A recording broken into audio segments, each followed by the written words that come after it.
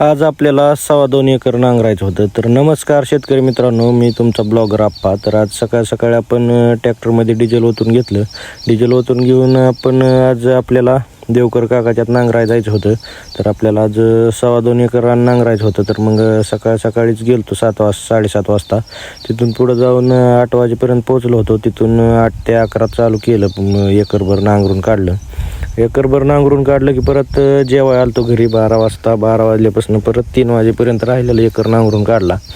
तिथून मग घरी आलतो. घरी आल्यावर पप्पाला फन जोडून दिला. फन जोडून परत ट्रॅक्टरमध्ये डिझेल ओतून घेतलं. डिझेल ओतून पप्पाला ट्रॅक्टरवर गेलतं पप्पा. तर मग घरी आलो तर आपली मावडीला भूक लागली तर कशी नादी लावती बघा. काय पाहिजे तुला?